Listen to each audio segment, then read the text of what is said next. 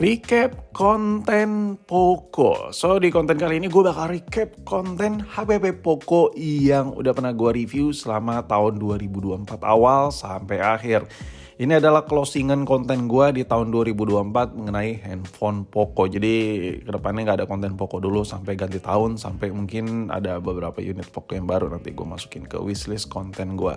Tapi kayaknya gak semua konten Poco dah, gue soalnya kelupaan terlalu banyak Poco yang gue review.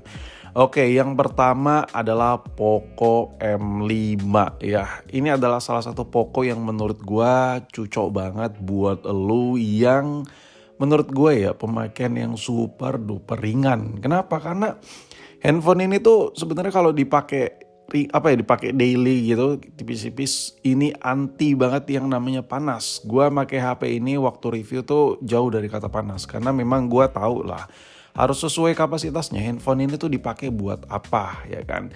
Dengan performa yang ada buat kayak WhatsApp, terus lu kayak nonton YouTube sesekali, ini handphone masih nyanggupin dan baterainya masih lebih awet ketimbang iPhone versi lawas. Kalau buat masalah ketajaman layar, menurut gue ini udah sesuai lah dengan harga ini. Kalau gue zoom juga nggak kelihatan pecah-pecah banget ya kan.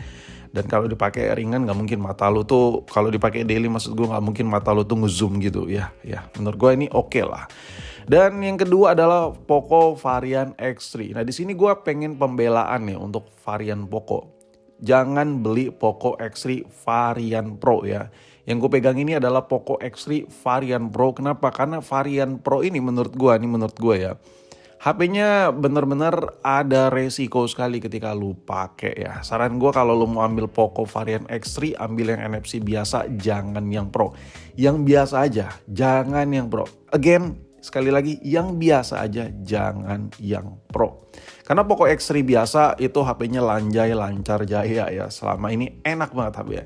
Tapi untuk varian X3 Pro sebenarnya HP-nya enak. Cuman resiko matotnya terlalu tinggi, resiko panasnya terlalu tinggi.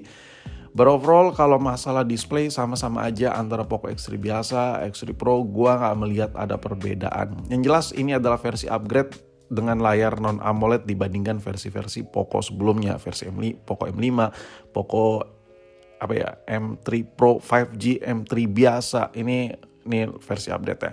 Dan untuk kamera menurut gua Poco yang satu ini lebih baik ketimbang lo beli Android merek Samsung ya kalau buat kamera ya. Ini kalau buat kamera karena fiturnya lebih lengkap dan buat video recording gue lebih suka dari Poco ini. Tapi sayang sekali Poco yang varian X3 Pro ini dengan performa yang oke punya menurut gue harus ngalah dengan masalah permesinan. Jadi di semua yang dikasih sama Poco jadi nggak guna ya kan. Sedikit gue recap dah. Jadi Poco ini matot ya gue pakai ya.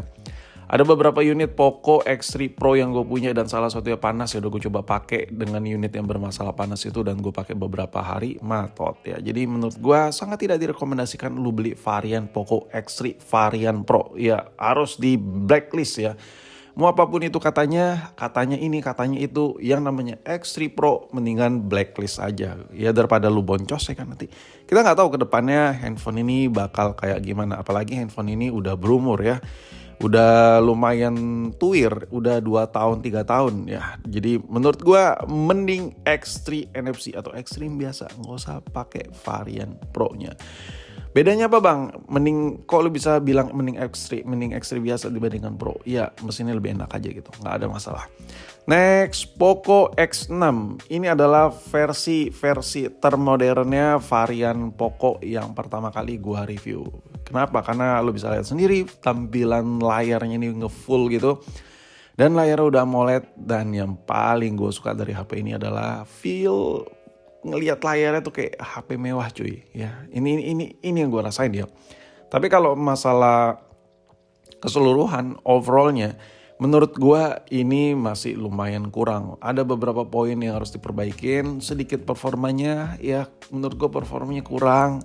Dan masalah kameranya juga kurang. Tapi gue bahas yang gue suka dulu. Yang gue suka dari Poco X6 ini adalah layarnya itu jos parah. Kalau dibandingkan dengan iPhone seharga yang sama, iPhone itu kayak peradaban kuno gitu.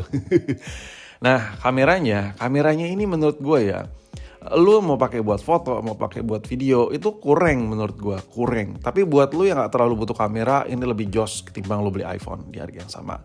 Next, yang terakhir menurut gua the one and only, salah satu HP Poco yang menurut gua oke, Poco F5. Ini adalah salah satu Poco yang kalau lu ngincar performa oke, ngincar kamera masih lumayan oke. Dua-duanya hampir dapat ya, tapi lebih cenderung ke performa sih ini HP. Nah kalau ngomongin soal Poco F5 ini dipakai buat apa, ini udah no debat sih. Lo mau pakai buat apa juga bisa, mau pakai buat game bisa, ngedit dari HP ini juga bisa. Tapi gue lebih menyarankan buat lo yang butuh banget kamera, Poco ini masih bisa belum dikategorikan masuk ke wishlist. Karena dengan budget seharga Poco ini, lo masih bisa dapetin kamera lebih baik. Tapi kalau performa, nah ini udah bisa nih masuk hitung-hitungan. Dengan harga yang sama, ini adalah salah satu handphone yang lumayan kenceng gitu. Untuk aksesorisnya sendiri gue suka dapat yang 67 watt dan kabel yang udah support fast charging super duper ini.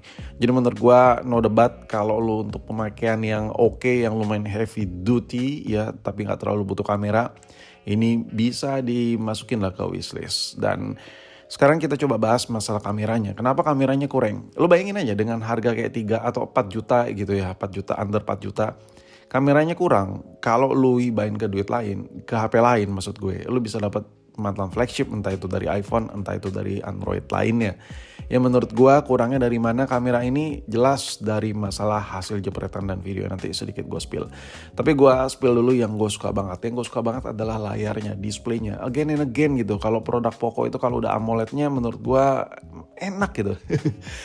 Layarnya ini udah 120 ya, dan kecerahannya itu nampol senampol-nampolnya. Ini bisa diadu ya. Gue pakai HP ini dibandingkan dengan iPhone 15 Pro, 14 Pro, layarnya masih bisa ngimbangin.